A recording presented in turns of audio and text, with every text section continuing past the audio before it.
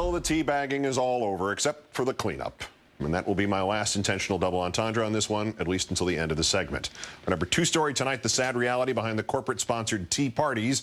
Visual proof that this is not about spending, deficits, or taxes, but about some Americans getting riled up about these things, riled up by the people who cause these things, and finally about some Americans who just hate the President of the United States. According to both the conservative organs, the New York Post and Washington Times, see, there was another double entendre coming. The protests only drew, quote, tens of thousands nationwide, despite relentless 24/7 promotion on Fox News, including live telecasts from several locations, like Fox's Neil Cavuto, caught yesterday off-air estimating his crowd in California's capital at 5,000, and then on-air claiming it might have been 10 or 15,000. Despite Cavuto's live show with radio talker Michael Reagan there, Sacramento police put the crowd at just over 5,000. Quote, I wouldn't say it was among the largest we've seen here, but 5,000 is pretty large for the West Steps. And then there were the protest messages, seething with hate. Cavuto calling that hate bipartisan, quote, they hate Republicans who waste money, they hate Democrats who waste money. That claim put to the test in Pensacola when an unemployed blogger named Jeff accepted an invitation to speak to Florida. Thank you very much. I want to start also by honoring the service of our veterans, our current service members, our Gold Star parents. Thank you so much for what all you've done for this country.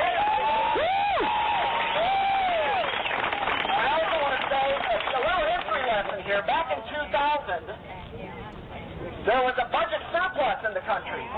Yeah. And during the next 8 years, it was destroyed by the profligate spending of the Bush administration. And so here we are today in a situation where we have to this. Cheer if you make less than $250,000 a year. Just cheer. Your taxes are going to be cut under the current budget. Congratulations. I was laid off in September because my employer had to make budget cuts. That was before the election, okay? So let's remember that if you're going to argue about lower taxes and less spending, to place the blame where the blame belongs, and that's squarely in the hands of the Republican Congress until 2020 and the Bush administration. Congratulations, Pensacola teabaggers. You've got spunk. And despite the hatred on display, few of you actually violated the penal code, but teabagging is now petered out. Tain't what it used to be. And when you co-opt the next holiday, 4th of July, try to adopt a holiday food that does not invite double entendres like, you know, Franks and beans.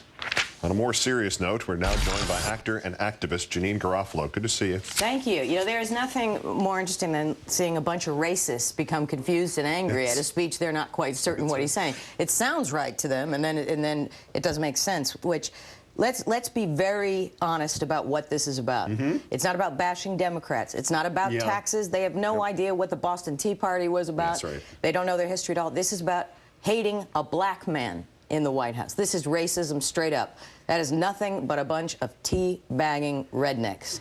And there is no way around that. And, you know, you can tell these type of right-wingers anything and they'll believe it except the truth.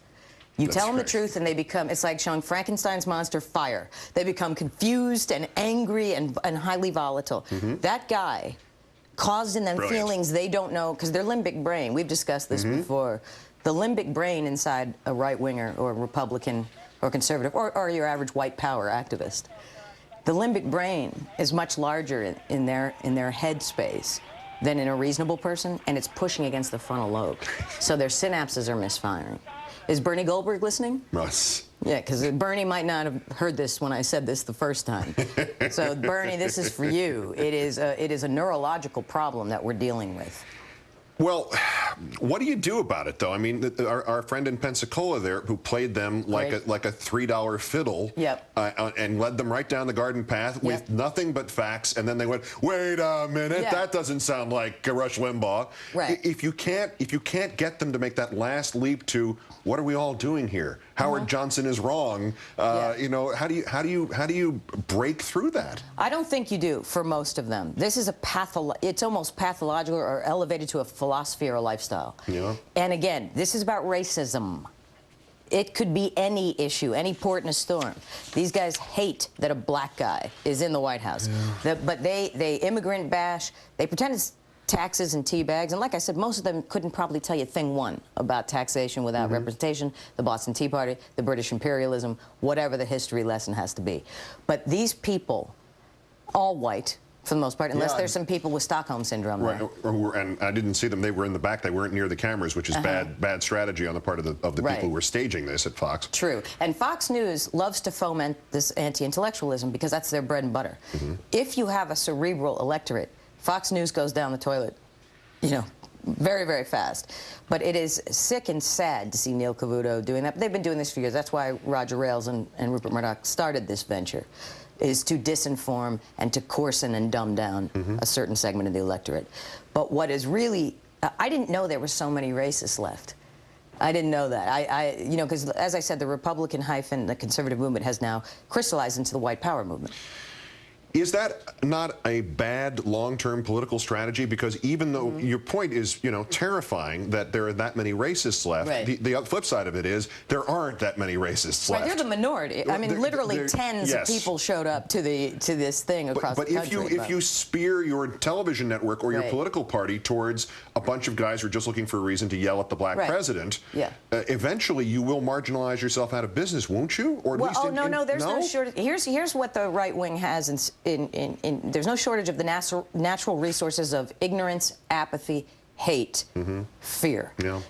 As long as those things are in the collective conscious and unconscious, the Republicans will have some votes. Fox News will have some viewers. But what else have they got? If they didn't do that, who's going to watch? You know, I mean, they have tackled that elusive clam. I said clam.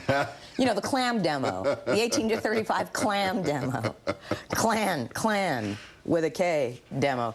But you know, who else is Fox talking to? I mean, what is it? Urban, older white guys. Yeah. And the girlfriend, and you know, the women who suffer from Stockholm Syndrome. Again, there's a lot of Stockholm Syndrome, is what I'm saying. Ultimately.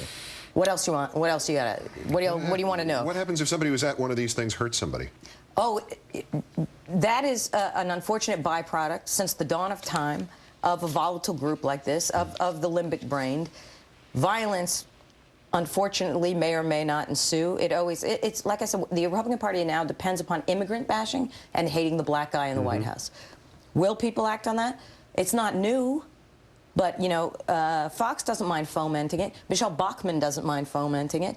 Glenn Beck doesn't mind fomenting it. Lou Dobbs. Lou Dobbs, oh, man, he sure doesn't mind. But this is their, what have they got if they don't have this? You know what I mean? It's like an identity politics of the worst kind. They'd have peace in our time if they didn't. Is Bernie still listening? Bernie doesn't listen. Bernie G? Bernie listened for about 2 minutes last week, and that was it. That was his he doesn't watch your show? No. I meant in general.